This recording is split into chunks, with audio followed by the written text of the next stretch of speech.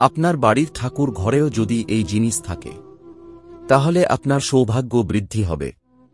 আপনাকে কখনোই দারিদ্র্যের সম্মুখীন হতে হবে না। সুখ, শান্তি এবং সমৃদ্ধিতে ভরে উঠবে জীবন। কি সেই জিনিস যদি জানতে হয় তাহলে আপনাকে সম্পূর্ণ ভিডিওটা দেখতে হবে। নমস্কার বন্ধুরা, বাস্তু বিচার ইউটিউব চ্যানেলে আপনাদের সকলকে স্বাগত জানাই। আশা করছি আপনারা প্রত্যেকেই ভালো আছেন। দারিদ্র্য এমন একটা জিনিস যেটা আমরা কেউই আমাদের জীবনে চাই না। আমরা প্রত্যেকেই চাই সুখে শান্তিতে থাকতে। তার জন্য আমরা অনেক পরিশ্রমও করি, কিন্তু তারপরেও কিছুটা ভাগ্যের দোষে আর কিছুটা নিজের কারণে দারিদ্র্য আমাদের ঘরে বিরাজ করে। আমরা হাজার চেয়েও সেই দারিদ্র্য থেকে মুক্তি পাই না। আমরা সব সময় ভাবি যে কিভাবে আমরা এই দারিদ্রতা দূর করতে পারব, কিন্তু কোনোভাবেই আমরা এর উপায় খুঁজে পাই না। তাই আজকের এই ভিডিওতে আমরা এই বিষয়ে বিস্তারিত আলোচনা করব। ভগবান শ্রীকৃষ্ণ বলেছেন যে নারীর পূজা ঘরে এই একটি জিনিস রয়েছে, তাকে কখনোই দারিদ্র্যের মুখোমুখি হতে হয় না। সেই সঙ্গে আজকের এই ভিডিওতে আমরা জানব এমন কিছু কাজের কথা যা আমাদের বাড়ির পূজা ঘরে একেবারেই করা উচিত নয়। অন্যথায় এমন মানুষের পূজা ভগবান স্বীকার করেন না। এই কাজগুলোর কথা ভগবান শ্রীকৃষ্ণ দেবর্ষি নারদকে জানিয়েছিলেন। তাই সম্পূর্ণ তথ্যের জন্য ভিডিওটি শেষ পর্যন্ত দেখুন। বন্ধুরা, যে বাড়ির মন্দিরে এই জিনিসগুলো থাকে না, সেখানে ভুল করেও আর্থিক উন্নতি হয় না। ব্যক্তির ধনী হওয়ার স্বপ্ন চিরকাল অপূর্ণ থেকে যায়। যদি ধনী হতে চান তাহলে ঘরের মন্দিরে এই জিনিসগুলো অবশ্যই রাখুন।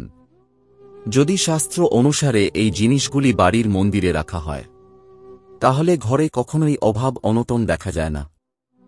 আজ আমরা আপনাকে এমন 4টি জিনিস সম্পর্কে বলবো যা আপনি যদি আপনার বাড়ির মন্দিরে রাখেন তবে বাড়িতে সর্বদা শান্তি এবং সুখ থাকবে এবং প্রচুর অর্থ আসতে থাকবে।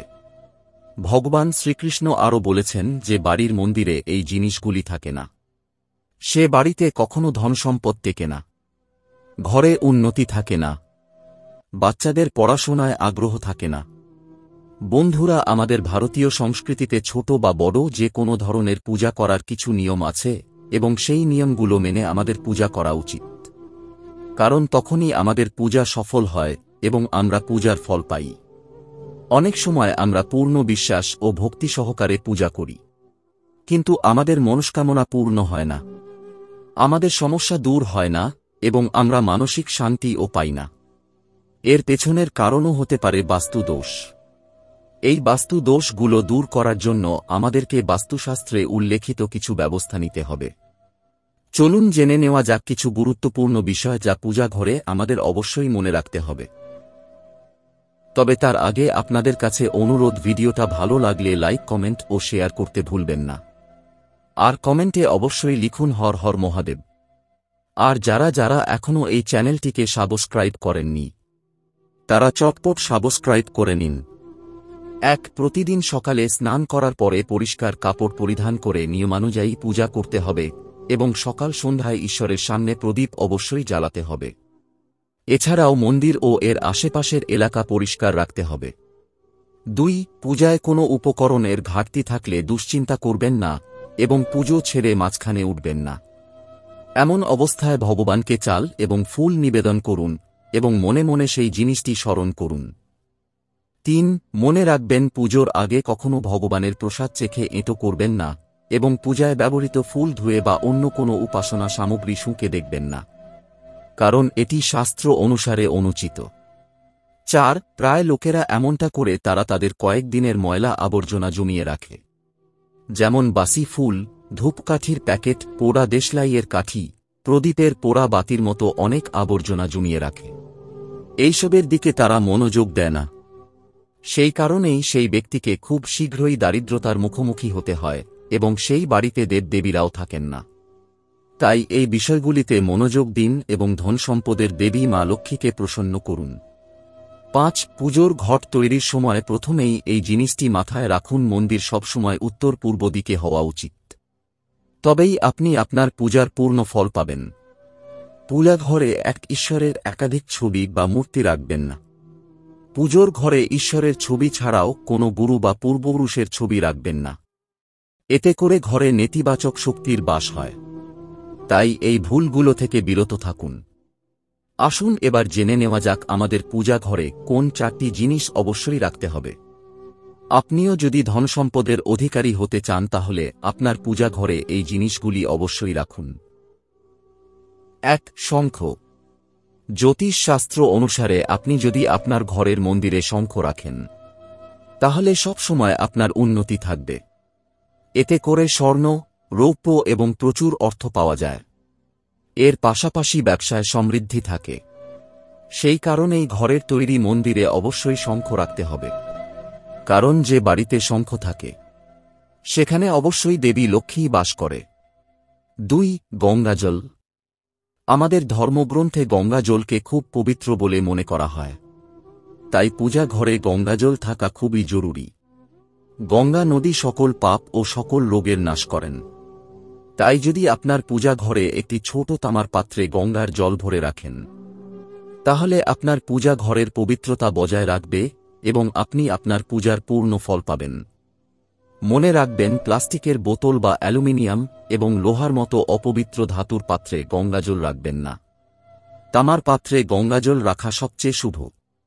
3. শাস্ত্র অনুসারে একই ছবিতে ভগবান বিষ্ণু এবং মা লক্ষ্মী আছেন এমন ছবি আপনার বাড়ির মন্দিরে থাকতে হবে।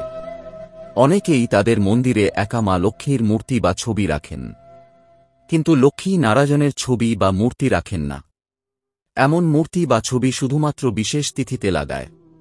কিন্তু জ্যোতিষশাস্ত্র অনুসারে আমাদের সর্বদা লক্ষ্মী নারায়ণের ছবি বা মূর্তি এবং ভগবান গণেশ এবং মা লক্ষ্মীর ছবি বা মূর্তি অবশ্যই রাখতে হবে এবং নিয়মিত পূজা পাঠ করতে হবে। লক্ষ্মী নারায়ণের ছবি বা মূর্তি গৃহস্থ মন্দিরে রাখলে উন্নতি লাভ হয়। ঘরে ধনসম্পদের অভাব হয় না। ব্যবসা ও দোকানে মুনাফা আসতে থাকে এবং ঘরে সুখ শান্তি বিরাজ করে। বন্ধুরা, একবার দেবর্ষি নারদ ভগবান শ্রীকৃষ্ণকে জিজ্ঞাসা করেছিলেন একজন ব্যক্তিকে সফল হবার জন্য তাকে ঘরে এমন কি রাখতে হবে। তখন ভগবান শ্রীকৃষ্ণ বলেছিলেন, ঘরে সব সময় পরিষ্কার জল রাখতে হবে, অতিথিকে সম্মান করতে হবে এবং বাড়ির মন্দিরে সর্বদা দেশি ঘি রাখতে হবে। এই কথা মহাভারতের সময় ভগবান শ্রীকৃষ্ণ বিনীত করেছিলেন। যদি কেউ ভগবান শ্রীকৃষ্ণের এই কথায় বিশ্বাস না করে তাহলে তাকে অবশ্যই দারিদ্র্যের সম্মুখীন হতে হবে। 4. কলসকে পূর্ণতার প্রতীক হিসেবে বিবেচনা করা হয়েছে।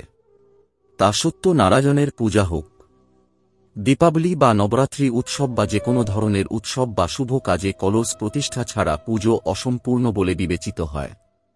পূজায় জল ভর্তি কলস দেবী দেবতাকে আহ্বান করার জন্য রাখা হয়।